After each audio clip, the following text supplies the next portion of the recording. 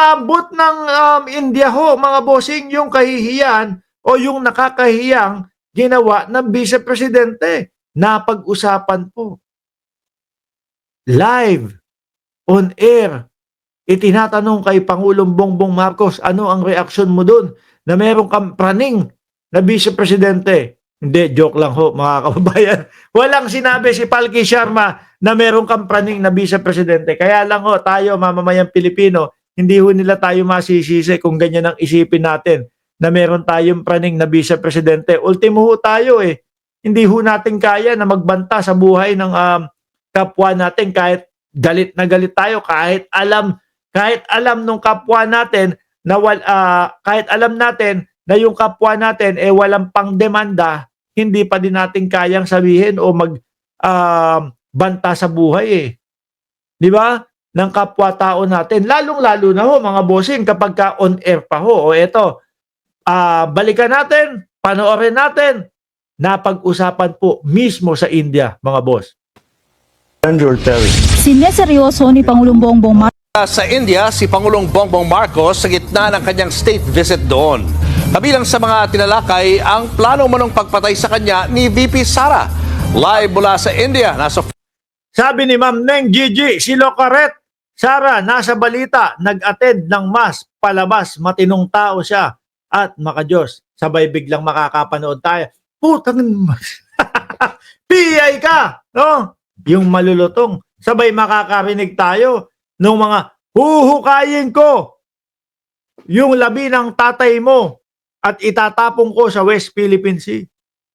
Tapos lalo pang naging malapit si Manang Aimee sa ating Vice Presidente. Ewan ko, siguro ganun ho talaga ang trip ni Manang Aimee. Yung talagang binabalasubas yung kanyang ama, binabastos yung kanyang ama, tapos lalo niyang magiging friend. Ano po, siguro, ganun ang type na kaibigan ni Manang Aimee. Sabi ni Pablo Alagbay, traidor talaga, mahiya naman kayo. Frontline na balitang yan, si Mobile Journal Julie Baisa. Julie, nasa na ngayon si Pangulong Bongbong Marcos? Julius, nakarating na sa Bengaluru, India si Pangulong Bongbong Marcos para sa second leg ng kanyang 5 araw na state visit dito. Unang humarap ang Pangulo sa Philippines-India Business Forum at mamaya makikipagpulong din sa business leaders. O yan, nakita nyo ho Yung 5 araw po na paglabas ng ating Pangulo sa ating bansa, mga bossing, ang inatupag po ay walang iba kundi trabaho. No?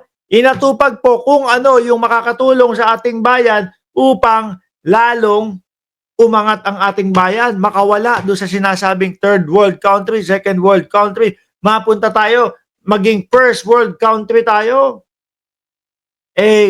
Kung ipagtatapat o kung tatapat mo sa Vice Presidente yan, yung ginagawa ng Vice Presidente, ang layo ho, no? Yun, lagpas sa 5 araw ang paglabas nun sa bansa. Pero ang tangi lang po nating maririnig, mga bossing, bring him home lang po. Paulit-ulit po na bring him home lang po. Sino yung i-bring him home? Si Harry Roque daw po. Ay, sorry. Si dating Pangulong Duterte daw po. Hindi, pero si dating Pangulong Duterte, base po kay Koopman. Sabi ni Koopman, pauwiin na daw o umuwi na daw si Harry Roque sa Pilipinas kasi hinahantay na siya ni Boying Remulla. O, di ba? Tingin ko mga siguro 1 buwan, 2 buwan, magsasalpukan na din po itong Duterte versus Roque. Duterte versus Maharlika. Nakikita ko na ho yan, mga kababayan. Sabi ni Delano de la Santos, poging-pogi ka sa suot mong polo shirt. More power to... Ayoko na. Inuuto nyo na ata ako eh. Wala akong pera dito pambigay sa inyo eh. Maraming salamat po, sir. No? Totoo ba? Kayo kinikilig ako sa mga pinagsasasabi niyo, pogi tayo okay? Pero bago yan, sumagot muna siya sa ilang issue, gaya ng plano umanong pagpapa-assassinate sa kanya. Pero inyo, ayan umabot po ng India, mga kababayan. Siguro iniisip nito, first time in the history ng buong mundo na merong isang vice presidente ang nagsabi, sa press conference na naka-live, napapatayin ang presidente nila. No? Siguro naisip din ng ni Palke Sharma. Bakit ganun? Ba't hindi man lang ipahuli, ipaaresto o bigyang hakbang nitong kausap ko na si Bongbong Marcos yung mga binitawang salita laban sa kanya ng Vice Presidente. Siguro naisip niya na din, hindi, okay lang siguro. Kasi nga, eto, tingnan mo tong mama na to. 5 araw na nandito sa aming bansa, sa India. Oh, puro trabaho ang inaatupag. Siguro wala na talaga siyang oras para diyan sa mga para diyan sa mga kapukihan. Sa mga kapekpekan. Para diyan sa mga kalokohan na pinagsasasabi ni Inday Sara Duterte. Pero seryoso po ang Pangulo, mga kababayan. Lahat po ng banta, lahat po ng mga ganyan na ginagawa nila, siniseryoso po ng ating Pangulo, mga bossing, no? At may kalalagyan niya mga yan. Sineseryoso ni Pangulong Bongbong Marcos ang lahat ng klase ng banta sa kanya. Yan ang naging tugon ng Pangulo nang tanungin ng local media sa India tungkol sa assassination plot umano ni Vice President Sara Duterte laban sa kanya. Patayin mo si BBM? Ayun, oh. Patayin mo si BBM, sabi ng mga DDS na mga tungaw. No? Wala namang sinabing pagbabanta si Vice Presidente. Ang sinabi niya, pag may nangyari sa kanya, hihintayin pa natin may mangyari sa kanya? No, paano kung hindi kung ang pagkakaintindi pala basta may mangyari kay Inday Sara Duterte, paano kung nagpakamatay itong Vice Presidente natin at nandoon sa kwarto lang nila, walang nakakaalam kung siya lang. Tas nabalitaan nung inutusan niya, naku, patay na si Inday Sara Duterte, naglason. Ang pumasok sa isip nung inutusan niya, naku po, nilason ni Bongbong Marcos, nilason ni Lisa Araneta Marcos, nilason ni Martin Romualdez. Eto na yung hudyat na sinasabi ng Vice Presidente, patayin ko sila. Paano? Kung gano'n, di ba? The moment to, mga kababayan, na may kinausap siya at sinabi niya na patayin, meron na pong pagpaplano. Di ba?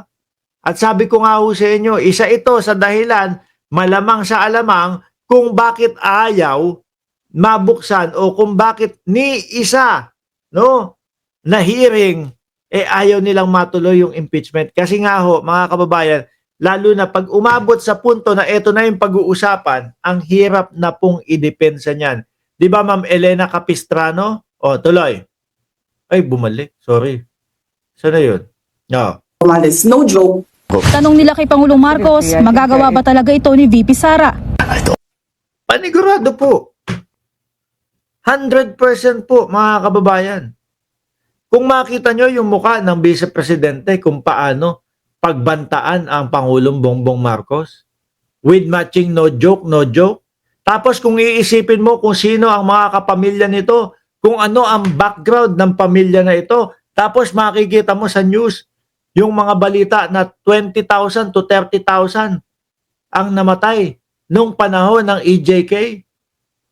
Hindi ka magdadalawang isip iingatan mo ang buhay mo agad-agad. No? Kasi merong kapasidad, kayang-kaya. Tapos pangalawa pa ho yan, sa pinakamakapangyarihan na Pilipino sa Pilipinas, Vice Presidente.